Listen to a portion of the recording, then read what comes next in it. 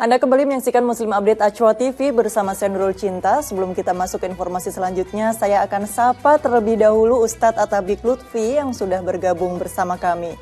Assalamualaikum Ustadz Atabik, apa kabar hari ini? Waalaikumsalam warahmatullahi wabarakatuh. Alhamdulillah wa syukurillah, sehat walafiat Mbak Nurul Cinta. Alhamdulillah. Baik Ustadz, kita mulai dari informasi terkait dengan dua tersangka jambret di Pekanbaru Riau yang diadang oleh seorang juru parkir. Kecanduan game daring jadi penyebab para tersangka melakukan aksi jambret.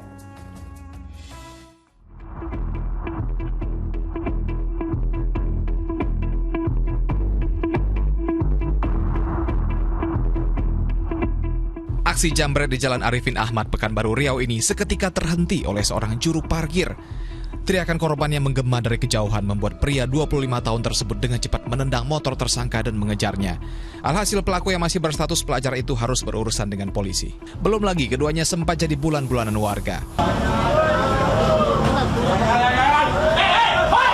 Setelah diusut, kedua tersangka ternyata sudah beberapa kali melakukan aksi penjamretan. Alasannya karena kehabisan uang untuk membeli kupon game daring. Tersangka ini melakukan beberapa kali tindak pidana. Yang tertangkap ya terakhir yang di Arifin Ahmad, sebelumnya juga melakukan di daerah Kenayan, Kecamatan Tampan, dan di Payus Kaki. Guna penyelidikan lebih lanjut, kedua tersangka ditahan di Polsek Bukit Raya. Mereka dikenakan pasal 365 KUHP tentang pencurian dengan pemberatan dengan ancaman hukuman 7 tahun penjara. Ahmad Dison melaporkan dari Pekanbaru Riau. Ya, astagfirullahaladzim, prihatin sekali dengan apa yang dilakukan tersangka menjambret karena kecanduan game online, apalagi statusnya masih pelajar dan informasinya mereka ini sudah melakukan penjambretan hingga 6 kali di wilayah Pekanbaru.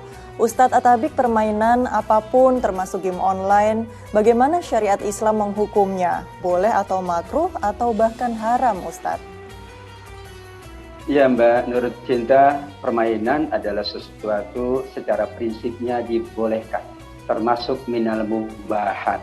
Karena secara fitrah manusia memang membutuhkan sesuatu untuk merehatkan dirinya, merehatkan jiwanya atau pikirannya. Persoalannya bukan status hukum secara langsung permainan, tetapi korinahnya, kaitan-kaitan. Ada 3 kemungkinan terjadi pada kaitan hukum terhadap permainan. Kalau tidak memudaratkan, tidak membahayakan, dan tidak meninggalkan kewajiban-kewajiban, maka itu dihukumi mubah. Karenanya ada keterkaitan dengan waktu bermainnya kapan, kondisi bermainnya kapan, di mana bermainnya kapan, di mana bermainnya, itu akan mempengaruhi di mana hukumnya sesuai dengan ketentuan. Ada juga hukum permainan bisa menjadi makruh. Kalau kemudian ia meninggalkan hal-hal yang menjadi kewajibannya, misalnya ini pelajar harusnya belajar, tapi dia main game, maka kategorinya makruh. Karena ia bermain bukan pada waktunya, meninggalkan tugas-tugasnya, meninggalkan kewajibannya, misalnya seorang istri, ya harusnya dia memasak, malah dia main game, akhirnya lupa dengan masaknya. Itu juga bisa dikategorikan makruh. Yang lebih berat lagi adalah kalau dikategorikan haram, yaitu ia bermain pada waktu sholat sehingga sholatnya tertinggal, bahkan tidak menjalankan sholat. Padahal itu kewajiban utamanya, atau permainannya berunsur yang diharamkan. Misalnya dalam permainan online tadi ada hal-hal yang buruk, hal-hal yang jahat, hal-hal yang negatif, maka tentu dikategorikan haram. Disinilah kata para ulama pada prinsipnya bermain atau melakukan permainan apapun dibolehkan, tetapi boleh dengan syarat. Syaratnya adalah bahwa permainan ini merehatkan. Permainan ini tidak meninggalkan kewajiban, apakah kewajiban sebagai seorang manusia terhadap manusia, apalagi kewajiban kepada Allah. Juga dihindari permainan-permainan yang itu merusak akal, merusak hati, merusak jiwa. Permainan-permainannya yang baik-baik untuk anak-anak. Permainannya permainan edukatif, permainannya permainan strategi misalnya.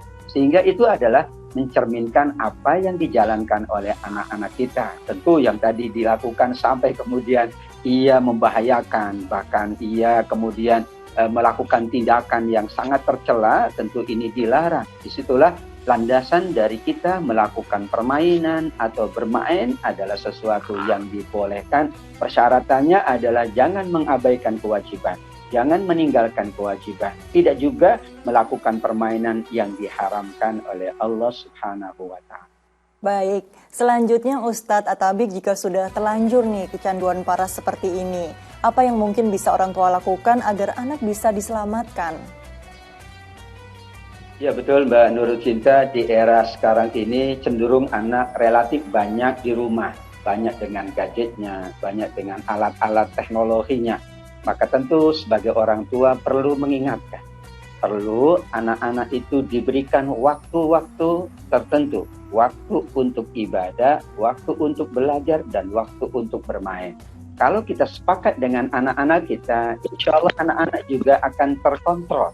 Persoalannya adalah persoalan waktu. Jika kemudian tidak dikontrol waktunya, maka dia akan kecanduan.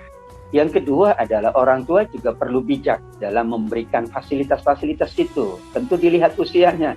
Kalau dia anak-anak, ya janganlah kemudian dibelikan sesuatu yang lebih tinggi. Khawatir itu akan mempengaruhi kualitas dari pembelajarannya. Bahkan bisa jadi mempengaruhi dari semangat belajarnya. Dan akhirnya ia tidak mau belajar karena sudah kecanduan. Yang perlu diperhatikan oleh kita semua para orang tua adalah bahwa permainan-permainan yang nanti dimainkan oleh anak-anak kita perlu dikontrol jenisnya. Jangan sampai dibebaskan. Bahkan kadang kita orang tua nggak tahu permainan apa. Padahal yang dilakukan permainannya adalah permainan yang buruk bagi anak, permainan yang tidak patut bagi anak. Di sini peran orang tua sangat besar. Dalam tanda kutip, bukan berarti kita tidak boleh ya memberikan fasilitas itu. Tetapi kita perlu mengontrol waktunya, jenis-jenisnya, dan kita perlu mempersiapkan anak kita. Karena anak kita lebih banyak lagi waktu-waktu untuk game-nya daripada waktu untuk belajarnya. Jangan sampai demikian. Sehingga kita bisa mengatur waktu-waktu tertentu dibolehkan. Waktu-waktu yang lain kita tetap menjadikan anak-anak kita permainannya atau aktivitasnya adalah aktivitas yang berguna untuk dirinya di masa-masa yang akan datang. Baik, tetap diperbolehkan tetapi harus ada batasan baik dari segi waktu maupun fasilitas yang diberikan.